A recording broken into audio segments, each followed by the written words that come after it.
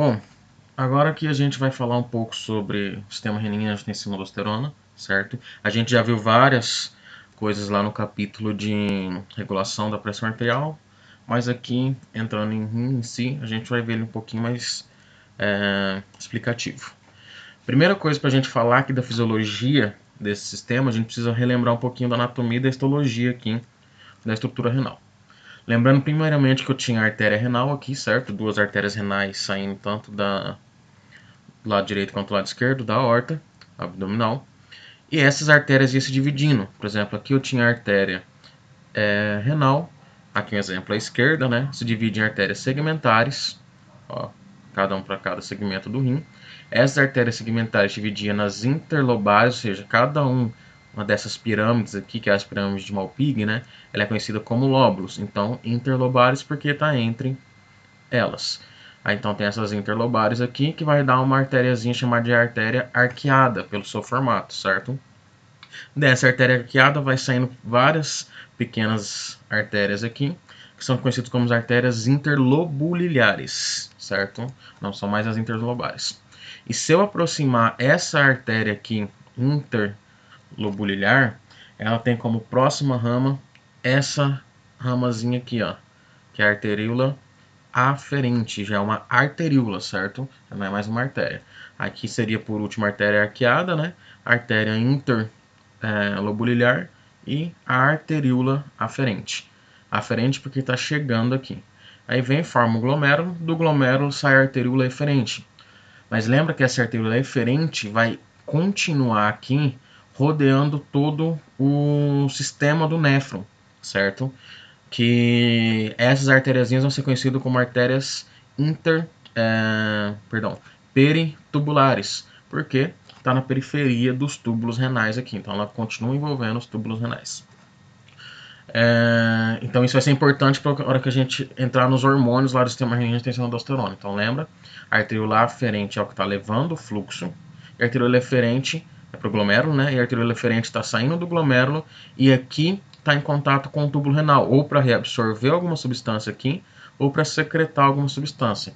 E não confundam, reabsorver é o passar do túbulo renal para o vaso sanguíneo e secretar do vaso sanguíneo para o túbulo. E excretar passa por todo o néfron que vai passando esse filtrado e se transforma em urina, que no final vai ser eliminado, certo? Isso é excretar, então é diferente. Outro ponto importante aqui, lembra da estrutura do néfron também, que tinha a cápsula de Bowman aqui, que recebia, né, o filtrado da urina, o túbulo proximal, esse túbulo proximal contorneado aqui, vinha depois a asa de Henle, que tinha suas três porções, né, descendente delgada, ascendente delgada ou fina e ascendente grossa, né? Aí o túbulo distal, lembrando que o túbulo distal, ó, no desenho fisiológico, que é diferente de vocês aprenderem histologia, ele vai vir aqui e vai entrar em contato de novo ali, ó, com o glomérulo, certo? Então ele vai estar numa estrita relação com o glomérulo e isso vai ser importante para a gente na próxima imagem. Agora a gente vai aproximar essa estrutura aqui para vocês verem coisas importantes. E lembra desse pedacinho do túbulo distal aqui, ó, que está passando ao lado do glomérulo. Então nessa próxima imagem aqui, se vocês verem, eu tenho aqui aquele mesmo esqueminha, só que aproximado agora, ó, com a arteríola aferente, formando o glomérulo, a arteríola eferente saindo, certo? Aqui eu tenho minha cápsula de Bowman com meu túbulo proximal. E passando rente ali a essa estrutura, eu tinha o meu túbulo distal, certo? Então, digamos que aqui a gente fez um corte dessas estruturas que a gente tinha visto na imagem passada. Se vocês olharem no túbulo distal, ele tem um emaranhado de células aqui com uma corzinha diferente representado nessa figura. O que seria isso? São células especializadas, conhecido como mácula densa, certo? Vocês viram em histologia.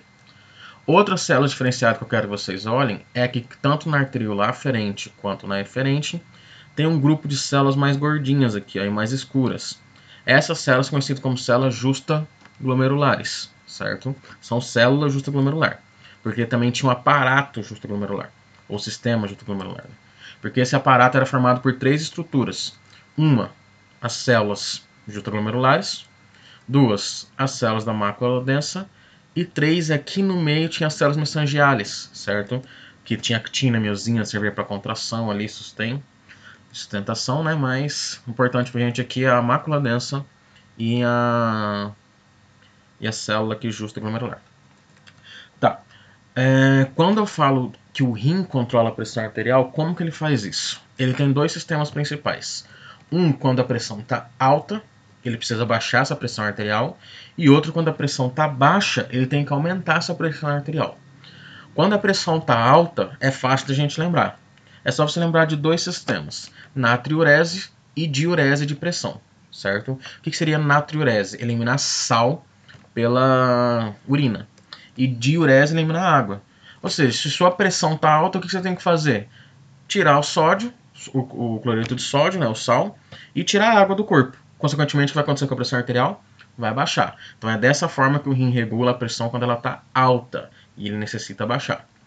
Agora, quando a pressão está baixa, o rim tem que fazer essa pressão subir, certo? Só que o rim ele não tem tanto detectores de pressão, certo? Os baroreceptores. Então, como que ele detecta que a pressão está baixa? Vai ser através de uma estruturazinha aqui, certo? Que vai ser a mácula densa primeiramente, de forma mais específica, né? É a mácula densa que vai detectar essa pressão baixa. Como? Imagina o seguinte, se eu tenho pouco sódio dentro do sangue, significa que minha pressão vai estar baixa ou vai estar alta? Então, quando eu tenho pouco sódio, significa que minha pressão está baixa. Então, seguindo essa lógica, se a mácula densa detecta que tem pouco sódio, ou cloreto, né, que é o que está sendo, digamos, sempre unido ao sódio se transporta junto com o cloreto, então ele detecta aqui o cloreto de sódio. Se ele detecta que tem pouco cloreto de sódio aqui na mácula densa, o que vai acontecer? Ele vai informar e ativar todo esse sistema para compensar, certo? Tá, mas como que chega a um ponto de uma pressão baixa fazer com que chegue pouco sódio aqui?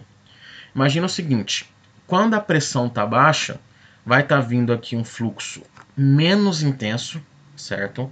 Pelas arteríolas aferentes. Esse fluxo menos intenso vai estar passando pelo glomérulo aqui e ele vai ser filtrado em menor quantidade. Ou seja, aqui vai ter pouco... a filtração vai ser com uma menor velocidade. Então esse fluxo mais lento aqui, ó, passando pelo túbulo proximal, vai dar mais tempo para eu reabsorver sódio, certo? Ou seja, quanto mais lento o fluxo, mais eu consigo, digamos, reabsorver ele. Agora, imagine que o fluxo passasse aqui muito rápido, nesse túbulo proximal. Ou seja, ia ter menos tempo para eu reabsorver.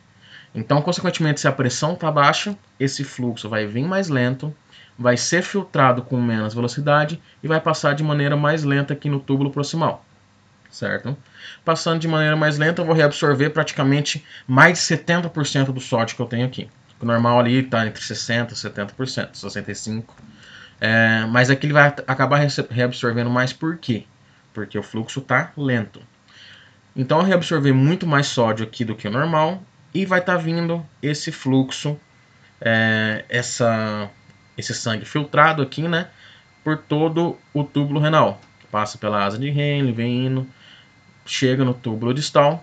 E a hora que ele chega no túbulo distal, especificamente ali, ó, numa areazinha que se encontra ao lado do glomérulo, que é a mácula densa, então ele vai detectar que tem pouco sódio. Se tem pouco sódio, significa que o fluxo aqui foi lento, que consequentemente por causa da pressão baixa. Não teve uma pressão hidrostática o suficiente para fazer um fluxo rápido aqui. Então a mácula densa detecta que está baixa a concentração de cloreto de sódio, certo? Com essa detecção baixa aqui da mácula densa de cloreto de sódio, o que ela vai fazer? Ela vai formar umas células que está coladinha nela. Digamos que ela manda um sinal para essas células. Esse sinal vai fazer com que essas células aqui, que eram células justglomerulares, produzam uma enzima, que é a primeira enzima, é a primeira estrutura aqui do sistema, que dá nome ao sistema, né? Que seria a renina. Então, essas células justglomerulares vão produzir a renina depois de ser estimulada pela mácula densa, e essa renina vai cair na corrente sanguínea, certo? Caindo na corrente sanguínea, por causa dessa queda da pressão arterial, a gente tem esse próximo desenho. Essa renina vai sair do rim, cair na corrente sanguínea e ir lá no fígado, certo? No fígado vai ter uma substância proteica lá em repouso, que é chamado aqui de angiotensinogênio, certo? Esse angiotensinogênio, a partir do momento que a renina se liga nele, ele é ativado. Ele é ativado em angiotensina 1, certo? Só que é escasso o poder vasoconstritor dessa angiotensina 1. Então a gente não tem tanto poder vasoconstritor aqui. Então o que a gente vai fazer?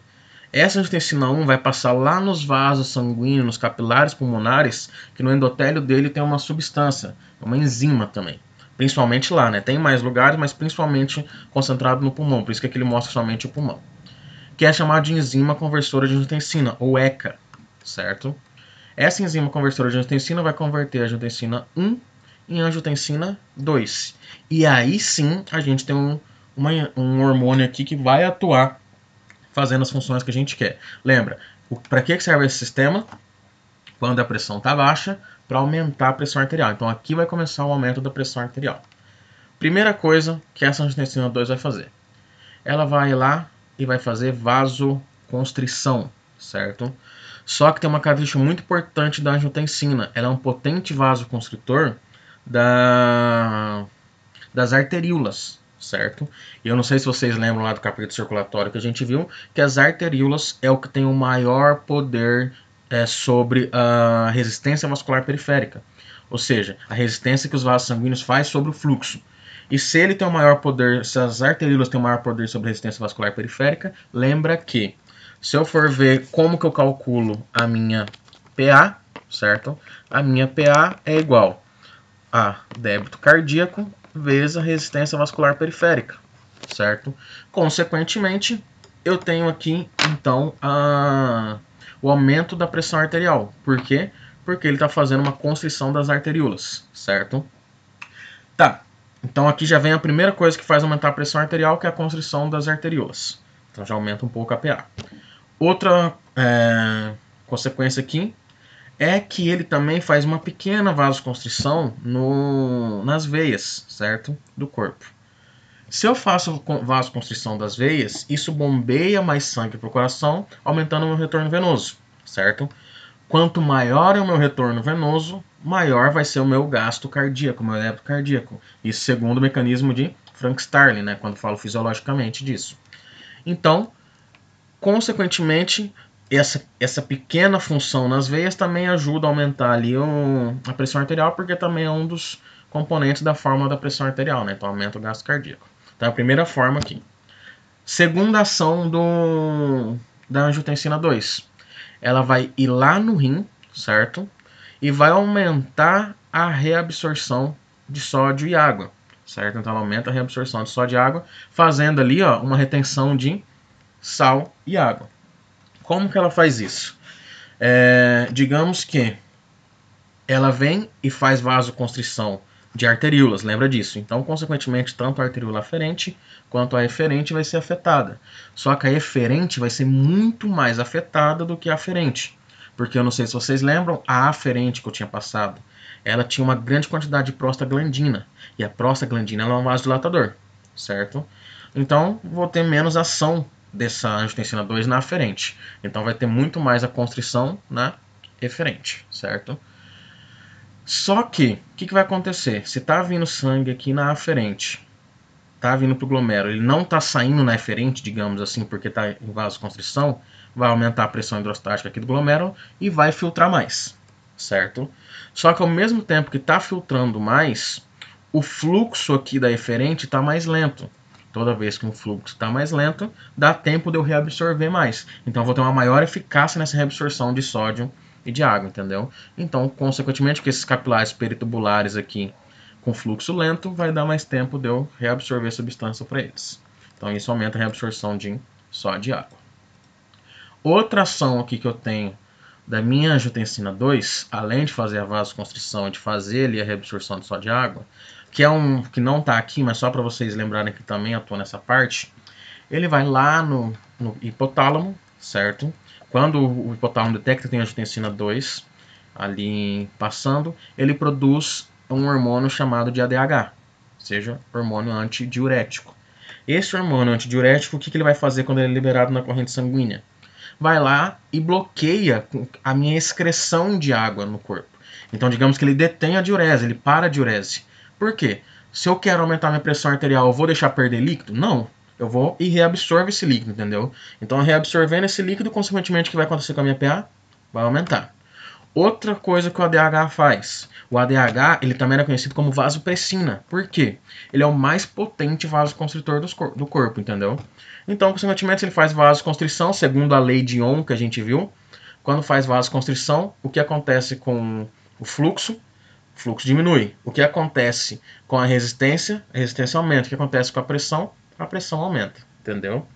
Então, consequentemente, era mais um fator para aumentar a PA. Então lembra, tudo que a gente está falando aqui agora é uma cascata de eventos para aumentar a pressão arterial. A gente quer compensar. A pessoa está com a pressão baixa, então a gente quer aumentar essa pressão. E última função aqui, porém não menos importante, né, que é o que dá continuidade ao nome desse sistema, é quando a angiotensina 2 aqui, ela vem e atua na corteza aqui da glândula suprarrenal. Lembra que essa glândula suprarrenal era dividida em corteza e médula. Na corteza aqui, eu tinha 3 zonas, que era glomerular, fascicular e reticular, cada uma produzindo hormônio, e tinha a medula ali dessa glândula suprarrenal ou glândula adrenal, que produzia adrenalina e noradrenalina, ou epinefrina e norepinefrina. Mais importante para a gente é a zona de fora aqui, certo? Que essa zona glomerular aqui de fora, ela tem receptores para angiotensina 2, certo? Essas células.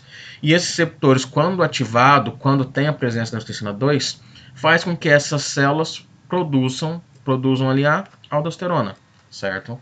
E essa aldosterona, consequentemente, vai voltar no rim para ir lá no néfron de novo, certo? E vir aqui no túbulo distal e no final aqui do conduto coletor. Fazendo o quê? Com que eu reabsorva mais água, reabsorva mais sódio e excrete potássio, certo? Então, a aldosterona ela é estimulada pela ação aqui da angiotensina 2. Mas tem mais também substâncias que estimulam a produção de aldosterona, como o ACTH, que vem lá do hipotálamo, né? O hormônio estimulador da glândula suprarrenal, perdão, do eixo hipotálamo hipofisário, né? Vem do eixo hipotálamo hipofisário. Tenho também aqui, além do ACTH e da angiotensina 2, o potássio sérico. Por quê? Qual que é a função da aldosterona? Reabsorver só de água e secretar potássio, vai excretar o potássio.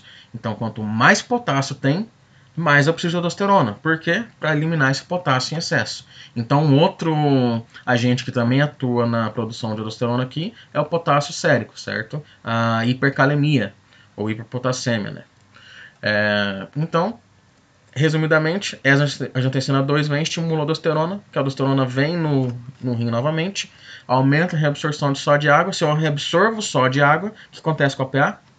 Aumenta. Então, consequentemente, tudo isso aqui leva ao aumento da pressão arterial, certo? Então, resumindo aqui, finalizando, a gente tem a seguinte situação. Teve a queda da pressão arterial, certo? O rim vai compensar isso como? Aumentando ela, detectando primeiro lá na mácula densa, certo? A partir do momento que detectou na mácula densa essa queda da pressão arterial, informa ali as células justoglomerulares, que essas células justoglomerulares produzem a renina, que é uma enzima. Essa enzima cai na corrente sanguínea, vai até o fígado, convertendo o angiotensinogênio em angiotensina 1. Essa angiotensina 1, como tem um pobre poder vasoconstritor, vai lá no pulmão e é convertida em angiotensina 2 pela ECA. Essa angiotensina 2, então, vai fazer várias funções. Primeiro, vai fazer vasoconstrição das arteríolas, aumentando a pressão arterial. Vai fazer com que eu reabsorva mais sódio e água, também aumentando a pressão arterial. Vai estimular o centro da sede no hipotálamo, vai estimular a produção do ADH. Consequentemente, então, você vai tomar mais água e não vai perder ela, isso aumenta a pressão arterial. E, por último aqui, vai estimular a corteza suprarrenal a produzir aldosterona. E essa aldosterona volta ao rim e assim termina o ciclo reabsorvendo mais sódio e água e secretando potássio, ou seja, reabsorvendo sódio e água e aumentando a pressão arterial. Então, qualquer dúvida a gente vê no próximo capítulo daí, perdão, no próximo capítulo não, no sistema renal, né? Que aí a gente finaliza tudo certinho essas dúvidas.